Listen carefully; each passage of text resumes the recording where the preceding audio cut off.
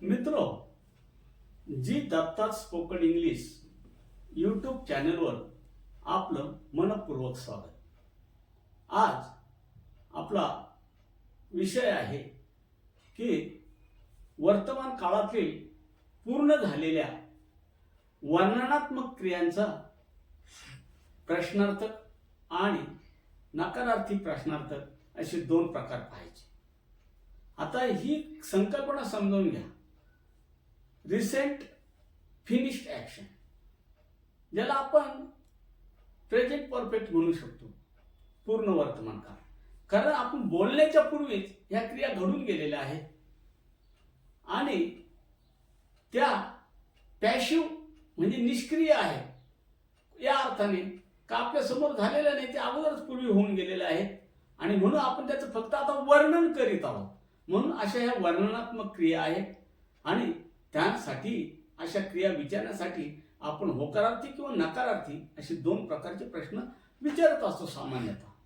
तर हे प्रश्न कसे बोलावेत इंग्रजीतून याचं मार्गदर्शन या व्हिडिओतून आपल्याला होणार आहे. आपण फक्त पुन्हा एकदा मी प्रत्येक वेळेस सांगत असतो की मराठी वाक्य नीट ऐकायचं आणि व्हिडिओत लिहिलेलं असेल तर ते फक्त स्कॅन करायचं, ते तुम्ही बोलायचं नाही. कारण आपल्याला मराठी शिकायचं नाहीये, तर आपल्या जिभेवर इंग्रजी रुळली पाहिजे आणि आपल्याला तसं बोलता आलं पाहिजे. यासाठी आपले सर्व प्रयत्न असणार आहेत. त्यासाठी मराठीतून बोलायचं नाही, मराठीतून समजून घ्यायचं आहे पाहता क्षणी आणि तात्काळ इंग्रजीतील शब्द त्या क्रमाने त्या टोननुसार आपले बाहेर पडले पाहिजे. याच्यासाठी आपला हा सराव प्रकल्प आहे. तर चला तर सुरुवात करूया. तर अशा प्रश्नार्थक वाक्यांची जे होकारार्थी प्रश्न वाक्य आहेत आणि खास करून वर्णनात्मक, ज्याला आपण निष्क्रिय म्हणू किंवा पॅशिव्ह म्हणू, अशी वाक्य आहेत, यांची सुरुवात हॅज किंवा हॅव ने सुरुवात होऊन त्याबरोबर आपण ॲक्शन रिसिव्हर म्हणजे स्वीकारक, क्रिया स्वीकारक जो आहे तो घेणार आहोत. ज्यालाच तुम्ही वेगळ्या पद्धतीने डुअर म्हणतात, परंतु हा क्रिया करत नाही म्हणून मी याला ॲक्शन रिसिव्हर, क्रिया स्वीकारक असं म्हणत असतो. बघा, पुन्हा एकदा सांगतो, हॅज किंवा हॅव गरजेनुसार घेऊन त्या नंतर लागलीच आपल्याला ॲक्शन रिसिव्हर, क्रिया स्वीकारक घ्यायचा आहे आणि त्यापुढे बीन आणि क्रियापदाचं तिसरं रूप वापरायचं आहे. शेवटी प्रश्न असल्या कारणाने इथं क्वेश्चन मार्क देणं क्रमप्राप्त आहे आणि आपण तो द्यायचाच आहे. आणि क्वेश्चन विचारल्याच्या टोनमध्ये हे बोलायचे असतात, इतकं लक्षात ठेवा. चला तर आपण सुरुवात करूया. आजच्या या टॉपिकचं पहिलं वाक्य आहे, मला फसवलं गेलं आहे का? मला फसवलं गेलं आहे का? Have I been cheated? Have I been cheated? बघा, या वाक्यामध्ये हॅव आय हा एक गट आणि बीन चिटीड हा दुसरा गट आहे. हे सहज लक्षात आलं तर आपोआप आपल्या अंगवळणी पडणारे प्रश्न कसे बोलायचे आहेत. मला फसवलं गेलं आहे का? Have I been cheated? फुले खुडली गेली आहेत का? फुले खुडली गेली आहेत का? Have the flowers been plucked? तिला लुटलं गेलं आहे का? तिला लुटलं गेलं आहे का? Has she been robbed? Has she been robbed? तिला लुटलं गेलं आहे का? रस्ता दुरुस्त केला गेला आहे का? रस्ता दुरुस्त केला गेला आहे का? Has the road been repaired? Has the road been repaired? चालकाला अटक केली गेली आहे का? चालकाला अटक केली गेली आहे का? Has the driver been arrested? Has the driver been arrested? कागदपत्रे चोरीला गेली आहेत का? कागदपत्रे चोरीला गेली आहेत का? Have the papers been stolen? कागदपत्रे चोरीला गेली आहेत का? मी गोंधळलो गेलो आहे का? मी गोंधळलो गेलो आहे का? Have I been confused? Have I been confused? त्याची कार विकली गेली आहे का? त्याची कार विकली गेली आहे का? Has his car been sold? त्याची कार विकली गेली आहे का? Has his car been sold? बापूला सांगितलं गेलं आहे का? बापूला सांगितलं गेलं आहे का? Has Bapu been told? Has Bapu been told? त्याचं अपहरण केलं गेलं आहे का? त्याचं अपहरण केलं गेलं आहे का? Has he been kidnapped? Has he been kidnapped? English शिकवलं गेलं आहे का? इंग्लिश शिकवलं गेलं आहे का? Has English been taught? Has English been taught? राजूला ढकललं गेलं आहे का? राजूला ढकललं गेलं आहे का? Has Raju been pushed? Has Raju been pushed? राजूला ढकललं गेलं आहे का? झाड तोडलं गेलं आहे का? झाड तोडलं गेलं आहे का? Has the tree been cut down? Has the tree been cut down? Photo काढले गेले आहे का?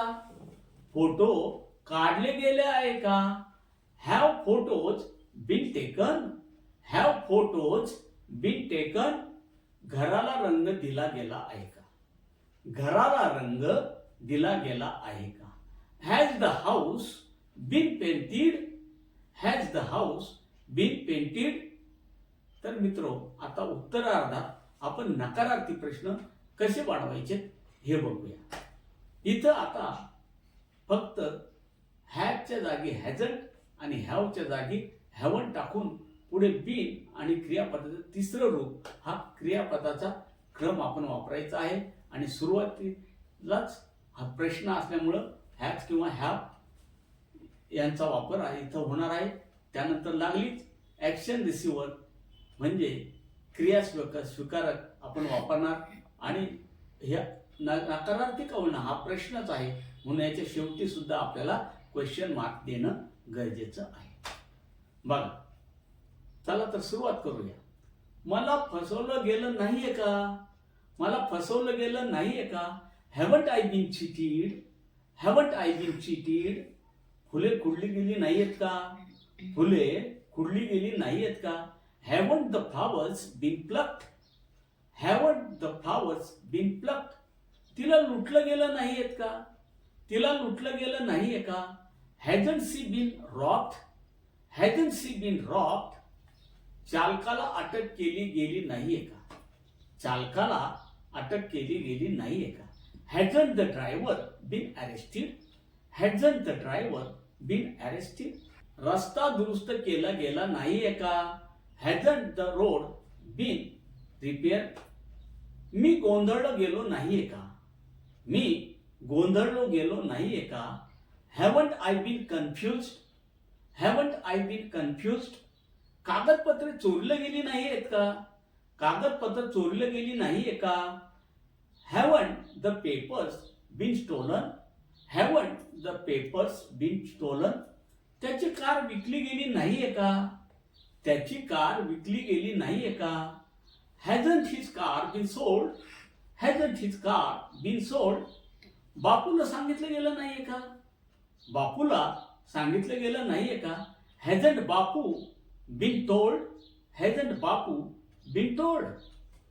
त्याचं अपहरण केलं गेलं नाहीये का? त्याचं अपहरण केलं गेलं नाहीये का? हॅजंट ही been किडनॅप्ड? हॅजंट he been kidnapped? English शिकवलं गेलं नाहीये का?